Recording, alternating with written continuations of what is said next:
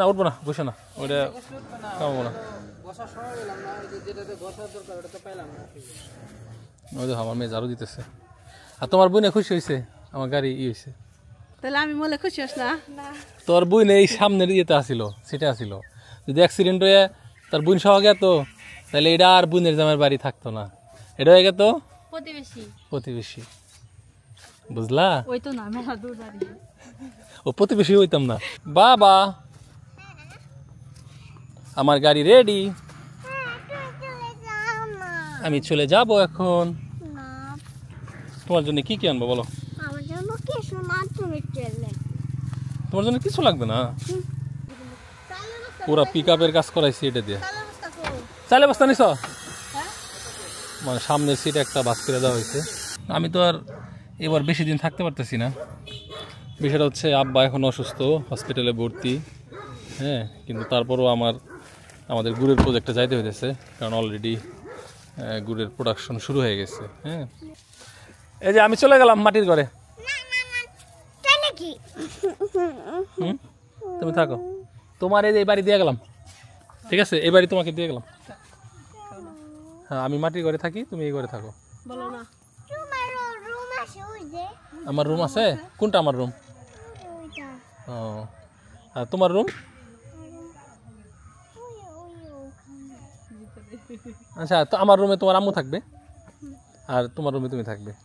তো আজকে রাতে রওনা দিব, দিয়ে একদম সকালে যে আপনাদের জন্য গুড় বানাবো। সকালে ঘুম থেকে ওঠার পরে এমার্জেন্সি লাফালা শোনা লাগে উঠে গেছে, কান্নাকাটি করবো, একটু সুন্দর করে বুঝিয়ে খেয়ে যাও, তাইলে আবার এত দায়ী করবো না। সোমবার মধ্যে তুমি তাহলে আবার একটু খোঁজ খবর নিও, যাইও। কালকে এলো ভাই যাইবো, তাহলে কালকে আর যাব না। আমরা একদিন একজন যাইতেছি আবার ওখানে, আর পার্মানেন্টলি ওখানে একজন আছে। তো প্রাথমিক যে অপারেশন, সেই অপারেশনের পরে এখন হলো অবজারভেশনে রাখছে। হ্যাঁ, তো আমি আবার অপারেশনের আগেই চলে আসবো। তো অনেকে হয়তো মনে মনে ভাববো যে বাবার অসুস্থ রাইখে সে গুড়ের প্রজেক্টে যেতেছে, বিজনেসের জন্য যেতেছে। আসলে বিজনেস হচ্ছে একটা কমিটমেন্ট। হ্যাঁ, কিছু কিছু ক্ষেত্রে আপনার অনেক কিছুই স্যাক্রিফাইস করতে হয়। তারপর আলহামদুলিল্লাহ আব্বা একা নাই, ওখানে লোক আছে। আর আমি যখন ওখানে থাকবো তখন শম্পা ওখানে যাবে, প্লাস আমাদের হ্যাঁ আত্মীয় স্বজনও আছে। আবার ওখানে না গেলে যেটা হবে, মানে আমি যে কোয়ালিটির গুড়টা আপনাদের জন্য বানাইতে চাই, ওরা সেটা বানাইতেছে কিনা এটা মেকশিওর করার জন্য বা দেখানোর জন্য। কারণ ওখানকার ম্যাক্সিমাম হলো নতুন কারিগর, যাদের সাথে আমি এর আগে কখনো কাজ করিনি। সো ওদেরকে আমার অ্যাপ্রোচটা মানে বোঝানোর একটা ব্যাপার আছে। সো ওইটা আমি বুঝাই দিয়েই অ্যাজ সুন অ্যাজ পসিবল আমি চলে আসবো আবার আব্বার কাছে। হ্যাঁ হ্যাঁ, তারপর আব্বা সুস্থ হইলে তারপর আমি যা পার্মানেন্টলি থাকবো। তো এই হলো আপাতত প্ল্যান। আমি জাস্ট যাইতেছি আপনাদেরকে অ্যাসিওর করার জন্য যে না, আমাদের গুড়ের প্রোডাকশন শুরু হয়েছে। কারণ অনেকেই অনেক আগে থেকে টাকা দিয়ে রাখছেন, বুকিং দিয়ে রাখছেন, তারা বারবার জিজ্ঞেস করতেছেন যে ভাই গুড় বানানো কবে থেকে শুরু হবে, কী আসবে বিষয়। হ্যাঁ, অনেকেই আমাদের গুড় বানানোর প্রসেসটাও দেখতে চাইতেছেন, যার কারণে আমি যে গাড়িটা সার্ভিসিং না করে এই অবস্থায় নিয়ে যেতেছি। তুমি যাও, এদিকে চিন্তা করো না, এদিকে আমি যতটা পারা যায় ততটা। আর আমি তো আর এখন তো ডিজিটাল যুগ, আমি ফোনে তো আবার ফোনে হ্যাঁ কথা বলতে পারি হাসপাতালে ডক্টরের সাথে, ওনার সাথে আমার রেগুলার যোগাযোগ হয়। সো দোয়া করেন আমার বাবার জন্য, আমাদের জন্য দোয়া করেন যে নতুন জায়গায় যে আমরা যে প্রজেক্টটা নিচ্ছি এটাতে যেন সফল হতে পারি, আপনাদের জন্য বেস্ট কোয়ালিটির গুড়টা দিতে পারি। হ্যাঁ, তো সাথেই থাকেন। আমি রাত 2টার দিকে বের হবো ইনশাল্লাহ। কিন্তু এখন মোটামুটি আমরা মেডিসিন দিয়ে যেভাবে ওনাকে যতদূর আনছি, তাতে মনে হচ্ছে যে ইনশাল্লাহ উনি ইমপ্রুভ করবে। মেশিন তো ছাড়াই হয়তো আমরা বাসায় পাঠাইতে পারবো। আলহামদুলিল্লাহ। তাইলে আমরা কালকে দেখি আবার, হ্যাঁ আজকে রাতে দেখি, কালকে দেখি, ধীরে ধীরে দেখে এখন আমি ঔষধ কমানো শুরু করেছি, বুঝছেন? তারপরে ওষুধ কমিয়ে ঠিক করে। Thank you so much, thank you so much, thank you so much. আপনার প্রতি আমরা মানে কৃতজ্ঞ, আপনি অনেক পরিশ্রম করতেছেন এটা বুঝতেছি। Thank you so much. আজকে আমারও একটু টেনশনটা কমছে। হ্যাঁ, আমি খুবই ওনাকে নিয়ে খুব স্ট্রেসে ছিলাম যে এটা খুব বিগ বাজেট হয়ে যায় কিনা অথবা কমপ্লিকেটেড দিকে চলে যায় কিনা। এইটা হলো একটা। আর একটা হলো ওনার তো আরো দুই একটা কন্ডিশন আছে, কিডনি প্লাস ওই যে ইউরিনের একটা ঝামেলা করে ফেলছে এরা।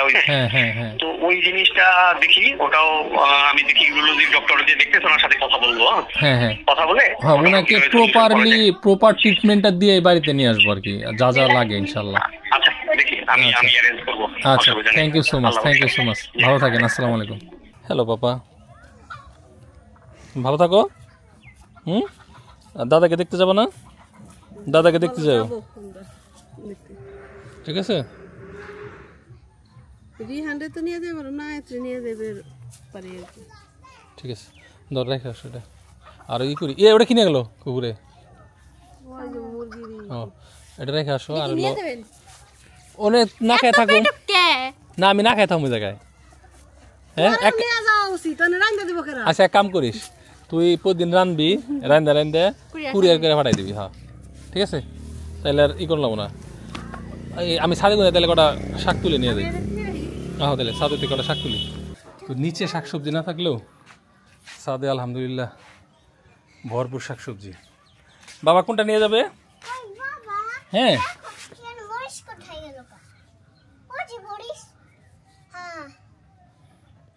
তো এটা হচ্ছে বটি শাক, এটা কিছু নিয়ে যাই। এখন নিয়ে গেলে কালকে সকালে ভাজি টাজি করে খাওয়া যাবে। তুলবা? তুলো। এগুলো খায় কেমনে সম্ভব? আমি তো তাই জানি না। ভাজি করে ওই যে শাক দিন, পালং শাক দিন। আমি তো বাজিও করতে পারি না। ভিডিও কলে দেখাই দিবা, আমি বাজুম। আচ্ছা সমস্যা নাই, তুমি কল দিবা। আটি বান্ধা দাও। আটি কোন লাল শাক? ও এটাও কি বটি শাক না? হ্যাঁ হ্যাঁ হ্যাঁ। এই যে এখানে বেশি ঘন হয়েছে দেখে এরকম দেখা যেতেছে। আসলে এটা হবে হলো নিয়ে দাও, উঠাও। এই যে এরকম হবে পাতাগুলা। কি করতেছে? ই করো, পাতলা করে দাও। বেশি হয়েছে? এই যে নাও আছে। ও লাল শাকও দিয়ে দেওয়া কেটি। এ মা মা মা মা রাখো। মাঝখানে এটা সরিষা হয়েছে এই যে।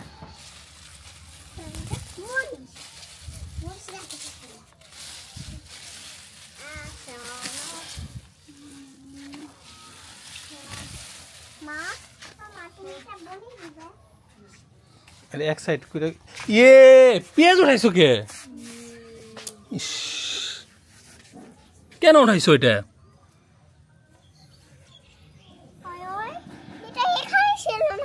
কোনে ছিল?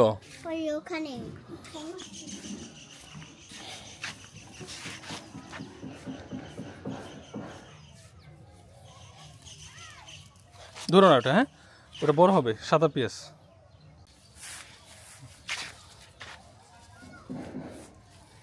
মানুষ হলো আমরা ওই জায়গায় 9 জন, ঠিক আছে?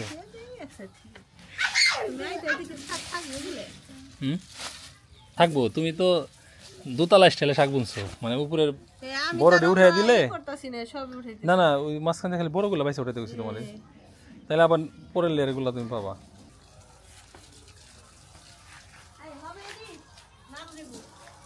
হবে দেও নাকি আরো দেও আরো। এই যে আমার মেয়ে সন্ধ্যার সময় পানি দিয়ে ভিজলো, দুষ্টু। তো আমাদের ছাদ বাগানের পানি দেওয়ার কাজটাও শেষ করলাম,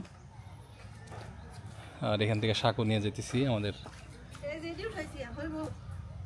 আলহামদুলিল্লাহ এখানে এই মুহূর্তে 1 2 3 4 5 6 7 প্রায় 7-8 রকমের সবজি আছে এই মুহূর্তে।